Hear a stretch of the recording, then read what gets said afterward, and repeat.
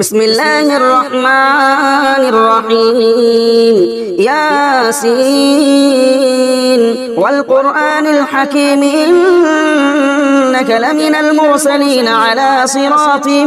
مستقيم تنزيل العزيز الرحيم لتنذر قوما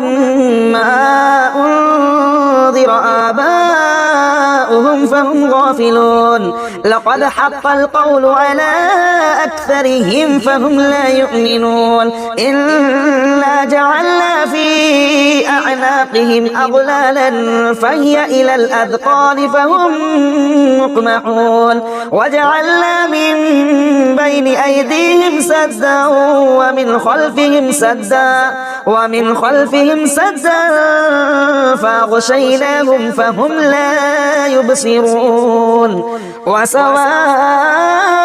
عليهم أأنذرتهم أم لم تنذرهم لا يؤمنون إنما تنذر من اتبع الذكر وخشي الرحمن بالغيب فبشره بمغفرة وأجر كريم إنا نحن نحيي الموتى ونكتب ما قدموا وآثارهم وكل شيء أحصيناه في إمام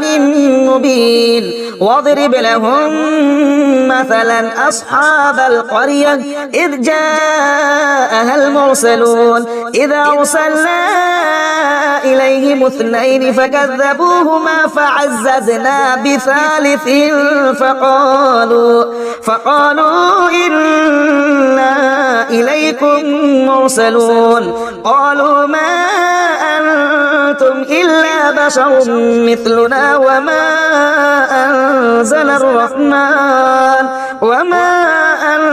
أنزل الرحمن من شيء إن أنتم إلا تكذبون قالوا ربنا يعلم إنا إليكم لمرسلون وما علينا إلا البلاغ المبين قالوا إنا تطيرنا بكم لئن لم تنتهوا لنرجمنكم وليمسنكم منا عذاب أليم قالوا طائركم معكم أئن ذكرتم بل أنتم قوم مسرفون وجاء من أقصى المدينة رجل يسعى قال يا قوم اتبعوا المرسلين اتبعوا من لا يسألكم أجرا وهم مهتدون وما لي لا أعبد الذي فطرني وإليه ترجعون أأتخذ من دونه آلهة إن يردني الرحمن بضر لا تغن عني شفاعتهم شيئا ولا ينقذون إني إذا لفي ضلال مبين إني آمنت بربكم فاسمعون قيل ادخل الجنة قال يا ليت قومي يعلمون بما غفر لي ربي وجعلني من المكرمين وما أنزلنا على قومه من بعده من جند من السماء وما كنا منزلين إن كانت إلا صيحة واحدة فإذا هم خامدون يا حسرة على العباد ما يأتيهم من رسول إلا كانوا به يستهزئون ألم يروا كم أهلكنا قبلهم من القرون أنهم إليهم لا يرجعون وإن كل لما جميع لدينا محضرون وآية لهم الأرض الميتة أحييناها وأخرجنا منها حبا فمنه يأكلون وجعلنا فيها جنات من نخيل وأعناب وفجرنا فيها من العيون ليأكلوا من ثمره وما عملته أيديهم أفلا يشكرون سبحان الذي خلق الأزواج كلها مما تنبت الأرض ومن أنفسهم ومما لا يعلمون وآية لهم الليل نسلخ منه النهار فإذا هم مظلمون والشمس تجري لمستقر لها ذلك تقدير العزيز العليم والقمر قدرناه منازل حتى عاد كالعرجون القديم لا الشمس ينبغي لها أن تدرك القمر ولا الليل سابق النهار وكل في فلك يسبحون وآية لهم أنا حملنا ذريتهم في الفلك المشحون وخلقنا لهم من مثله ما يركبون وإن نشأ نغرقهم فلا صريخ لهم ولا هم ينقذون إلا رحمة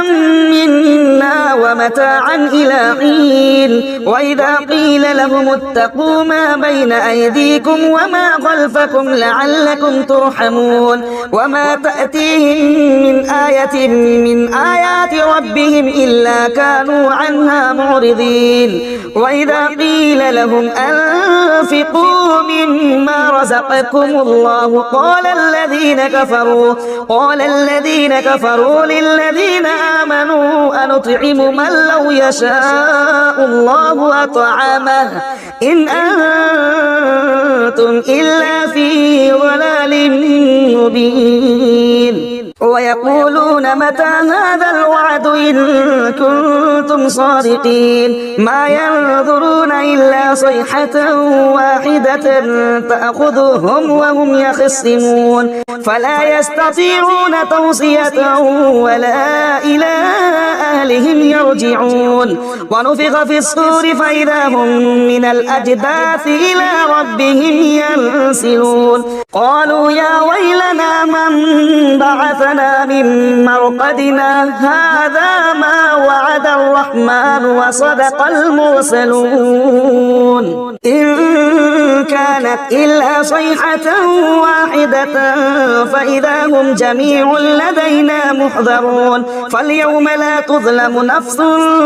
شيئا ولا تجزون إلا ما كنتم تعملون إن أصحاب الجنة اليوم في شغل فاكهون هم وأزواجهم في ظلال على الأرائك متكئون لهم فيها فاكهة ولهم ما يدعون سلام قولا من رب رحيم وامتازوا اليوم أيها المجرمون ألم أعهد إليكم يا بني آدم ألا تعبدوا الشيطان إنه لكم عدو مبين وأن اعبدوني هذا صراط مستقيم ولقد أضل منكم جبلا كثيرا أفلم تكونوا تعقلون هذه جهنم التي كنتم توعدون اصلوها اليوم بما كنتم تكفرون اليوم نختم على أفواههم وتكلمنا أيديهم وتشهد أرجلهم بما كانوا يكسبون ولو نشاء لطمسنا على أعينهم فاستبقوا الصراط فأنى يبصرون ولو نشاء لمسخناهم على مكانتهم فما استطاعوا مضيا ولا يرجعون ومن نعمره ننكسه في الخلق أفلا يعقلون وما علمناه الشعر وما ينبغي له إن هو إلا ذكر وقرآن مبين لينذر من كان حيا ويحق القول على الكافرين أولم يروا أنا خلقنا لهم مما عملت أيديهم أيدينا أنعاما فهم لها مالكون وذللناها لهم فمنها ركوبهم ومنها يأكلون ولهم فيها منافع ومشارب أفلا يشكرون واتخذوا من دون الله آلهة لعلهم ينصرون لا يستطيعون نصرهم وهم لهم جند محضرون فلا يحزنك قولهم إنا نعلم ما يسرون وما يعلنون أولم ير الإنسان أنا خلقناه من نطفة فإذا هو خصيم مبين وضرب لنا مثلا ونسي خلقه قال من يحيي العظام وهي رميم قل يحييها الذي أنشأها أول مرة وهو بكل خلق عليم الذي جعل لكم من الشجر الأخضر نارا فإذا أنتم منه توقدون أوليس الذي خلق السماوات والأرض بقادر على أن يخلق مثلهم بلى وهو الخلاق العليم إنما أمره إذا أراد شيئا أن يقول له كن فيكون فسبحان الذي بيده ملكوت كل شيء وإليه ترجعون بسم الله الرحمن الرحيم الرحمن علم القرآن خلق الإنسان علمه البيان الشمس والقمر بحسبان والنجم والشجر يسجدان والسماء رفعها ووضع الميزان ألا تطغوا في الميزان وأقيموا الوزن بالقسط ولا تخسروا الميزان والأرض وضعها للأنام فيها فاكهة والنخل ذات الأكمام والحب ذو العصف والريحان فبأي آلاء ربكما تكذبان خلق الإنسان من صلصال كالفخار وخلق الجان من مارج من نار فبأي آلاء ربكما تكذبان رب المشرقين ورب المغربين فبأي آلاء ربكما تكذبان مرج البحرين يلتقيان بينهما برزخ لا يبغيان فبأي آلاء ربكما تكذبان يخرج منهما اللؤلؤ والمرجان فبأي آلاء ربكما تكذبان وله الجوار المنشآت في البحر كالأعلام فبأي آلاء ربكما تكذبان كل من عليها فان ويبقى وجه ربك ذو الجلال والإكرام فبأي آلاء ربكما تكذبان يسأله من في السماوات والأرض كل يوم هو في شأن فبأي آلاء ربكما تكذبان سنفرغ لكم أيها الثقلان فبأي آلاء ربكما تكذبان يا معشر الجن والإنس إن استطعتم أن تنفذوا من أقطار السماوات والأرض فانفذوا لا تنفذون إلا بسلطان فبأي آلاء ربكما تكذبان يرسل عليكما شباب من نار ونحاس فلا تنتصران فبأي آلاء ربكما تكذبان فإذا وانشقت السماء فكانت وردة كالدهان فبأي آلاء ربكما تكذبان فيومئذ لا يسأل عن ذنبه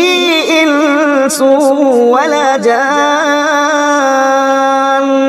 فبأي آلاء ربكما تكذبان يعرف المجرمون بسيماهم فيؤخذ بالنواصي والأقدام فبأي آلاء ربكما تكذبان هذه جهنم التي يكذب بها المجرمون يطوفون بينها وبين حميم آن فبأي آلاء ربكما تكذبان ولمن خاف مقام ربه جنتان فبأي آلاء ربكما تكذبان ذواتا أفنان فبأي آلاء ربكما تكذبان فيهما عينان تجريان فبأي آلاء ربكما تكذبان فيهما من كل فاكهة زوجان فبأي آلاء ربكما تكذبان متكئين على فرش بطائنها من استبرق وجنى الجنتين دان فبأي آلاء ربكما تكذبان فيهن قاصرات الطرف لم يطمثهن إنس قبلهم ولا جان فبأي آلاء ربكما تكذبان كأنهن الياقوت والمرجان فبأي آلاء ربكما تكذبان هل جزاء الإحسان إلا الإحسان فبأي آلاء ربكما تكذبان ومن دونهما جنتان فبأي آلاء ربكما تكذبان مدهامتان فبأي آلاء ربكما تكذبان فيهما عينان نضاختان فبأي آلاء ربكما تكذبان فيهما فاكهة ونخل ورمان فبأي آلاء ربكما تكذبان فيهن خيرات حسان فبأي آلاء ربكما تكذبان حور مقصورات في الخيام فبأي آلاء ربكما تكذبان لم يطمثهن إنس قبلهم ولا جان فبأي آلاء ربكما تكذبان متكئين على رفرف خضر وعبقري حسان فبأي آلاء ربكما تكذبان تبارك اسم ربك ذي الجلال والإكرام بسم الله الرحمن الرحيم تبارك الذي بيده الملك وهو على كل شيء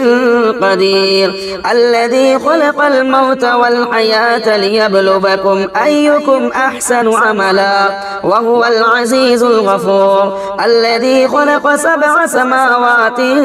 طباقا ما ترى في خلق الرحمن الرحمن من تفاوت فارجع البصر هل ترى من فطور ثم ارجع البصر كرتين ينقلب إليك البصر خاسئا وهو حسير ولقد زينا السماء الدنيا بمصابيح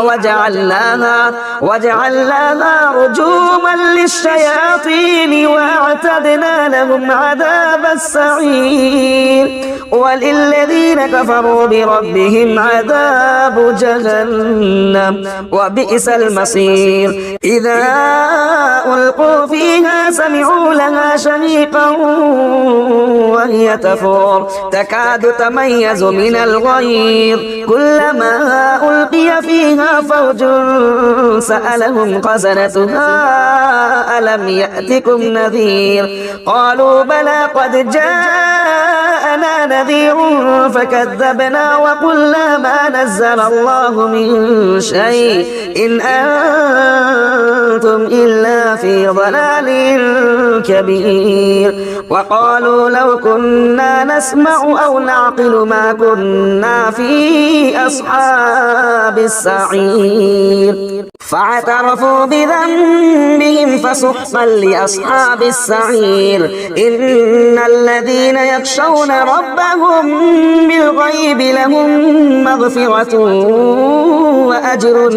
كبير وأسروا قولكم أو اجهروا به إنه عليم بذات الصدور ألا يعلم من خلق وهو اللطيف الخبير هو الذي جعل لكم الأرض ذلولا فامشوا في مناكبها وكلوا من رزقه وإليه النشور أأمنتم من في السماء أن يخسف بكم الأرض فإذا هي تمور أم أمنتم من في السماء أن يرسل عليكم حاصبا فستعلمون كيف نذير ولقد كذب الذين من قبلهم فكيف كان نكير أولم يروا إلى الطير فوقهم صافات ويقبض ما يمسكهن إلا الرحمن إنه بكل شيء بصير أمن هذا الذي هو جند لكم ينصركم من دون الرحمن إن الكافرون إلا في غرور أمن هذا الذي يرزقكم إن أمسك رزقه بل لجوا في عتو ونفور أفمن يمشي مكبا على وجهه أهدى أمن يمشي صبيا على صراط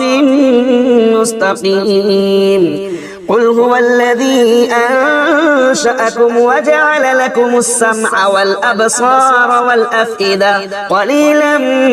ما تشكرون قل هو الذي ذرأكم في الأرض وإليه تحشرون ويقولون متى هذا الوعد إن كنتم صادقين قل إنما العلم عند الله وإنما أنا نذير مبين فلما رأوه زلفة سيئت وجوه الذين كفروا وقيل هذا الذي كنتم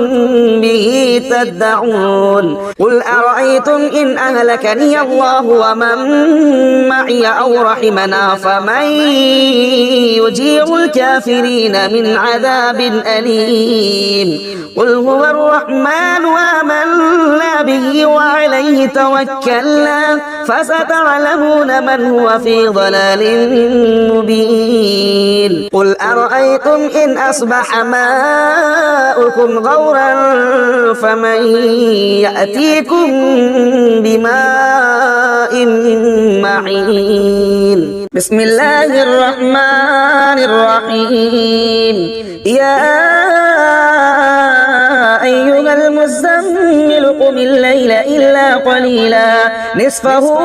أو انقص منه قليلا أو زد عليه ورتل القرآن ترتيلا إنا سنلقي عليك قولا ثقيلا إن ناشئة الليل هي أشد وطئا وأقوم قيلا إن لك في النهار سبحا طويلا واذكر اسم ربك وتبتل إليه تبتيلا رب المشرق والمغرب لا إله إلا هو فاتخذه وكيلا واصبر على ما يقولون وهجرهم هجرا جميلا وذرني والمكذبين أولي النعمة ومهلهم قليلا إن لدينا أنكالا وجحيما وطعاما ذا غصة وعذابا أليما يوم ترجف الأرض والجبال وكانت الجبال كثيبا مهيلا إنا أرسلنا إليكم رسولا شاهدا عليكم كما أرسلنا إلى فرعون رسولا فعصى فرعون الرسول فأخذناه أخذا وبيلا فكيف تتقون إن كفرتم يوما يجعل البلدان شيبا السماء منفطر به كان وعده مفعولا إن هذه تذكرة فمن شاء اتخذ إلى ربه سبيلا إن ربك يعلم أنك تقوم أدنى من ثلثي الليل ونصفه وثلثه وطائفة من الذين معك والله يقدر الليل والنهار علم أن لن تحصوه فتاب عليكم فاقرؤوا ما تيسر من القرآن علم أن سيكون منكم مرضى وآخرون يضربون في الأرض يبتغون من فضل الله وآخرون يقاتلون في سبيل الله فاقرؤوا ما تيسر منه وأقيموا الصلاة وآتوا الزكاة وأقرضوا الله قرضا حسنا وما تقدموا لأنفسكم من خير تجدوه عند الله هو خيرا وأعظم أجرا واستغفروا الله إن الله غفور رحيم بسم الله الرحمن الرحيم إذا وقعت الواقعة ليس لوقعتها كاذبة خافضة رافعة إذا رجت الأرض رجا وبست الجبال بسا فكانت هباء منبثا وكنتم أزواجا ثلاثة فأصحاب الميمنة ما أصحاب الميمنة وأصحاب المشأمة ما أصحاب المشأمة والسابقون السابقون أولئك المقربون في جنات النعيم ثلة من الأولين وقليل من الآخرين على سرر موضونة متكئين عليها متقابلين يطوف عليهم بلدان مخلدون بأكواب وأباريق وكأس من معين لا يصدعون عنها ولا ينزفون وفاكهة مما يتخيرون ولحم طير مما يشتهون وحور عين كأمثال اللؤلؤ المكنون جزاء بما كانوا يعملون لا يسمعون فيها لغوا ولا تأثيما إلا قيلا سلاما سلاما وأصحاب اليمين ما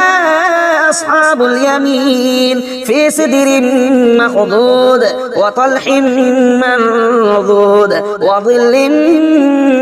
ممدود وماء مسكوب وفاكهة كثيرة لا مقطوعة ولا ممنوعة وفرش مرفوعة إنا أنشأناهن إنشاء فجعلناهن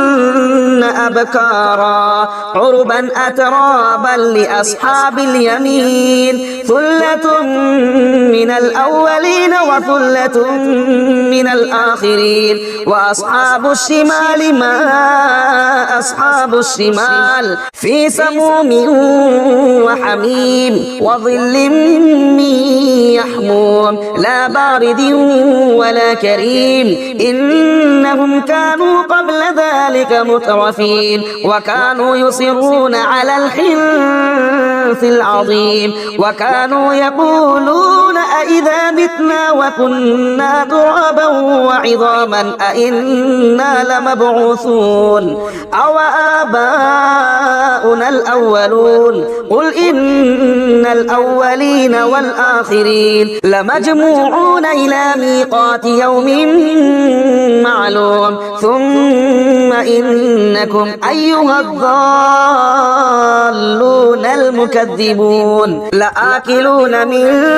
شجر من زقوم فمالئون منها البطون فشاربون عليه من الحميم فشاربون شرب الهيم هذا نزلهم يوم الدين نحن خلقناكم فلولا تصدقون أفرأيتم ما تمنون أأنتم تخلقونه أم نحن الخالقون نحن قدرنا بينكم الموت وما نحن بمسبوقين على أن نبدل أمثالكم وننشئكم فيما لا تعلمون ولقد علمتم النشأة الأولى فلولا تذكرون أفرأيتم ما تحرثون أأنتم تزرعونه أم نحن الزارعون لو نشاء لجعلناه حطاما فظلتم تفكهون إنا لمغرمون بل نحن محرومون أفرأيتم الماء الذي تشربون أأنتم أنزلتموه من المزن أم نحن المنزلون لو نشاء جعلناه أجاجا فلولا تشكرون أفرأيتم النار التي تورون أأنتم أنشأتم شجرتها أم نحن المنشئون نحن جعلناها تذكرة ومتاعا للمقبين فسبح باسم ربك العظيم فلا أقسم بمواقع النجوم وإنه لقسم لو تعلمون عظيم إنه لقرآن كريم في كتاب مكنون لا يمسه إلا المطهرون تنزيل من رب العالمين أفبهذا الحديث أنتم مدهنون وتجعلون رزقكم أنكم تكذبون فلولا إذا بلغت الحلقوم وأنتم حينئذ تنظرون ونحن أقرب إليه منكم ولكن لا تبصرون فلولا إن كنتم غير مدينين ترجعونها إن كنتم صادقين فأما إن كان من المقربين فروح وريحان وجنة نعيم وأما إن كان من أصحاب اليمين فسلام لك من أصحاب اليمين وأما إن كان من المكذبين الضالين فنزل من حميم وتصلية جحيم إن هذا لهو حق اليقين فسبح باسم ربك العظيم.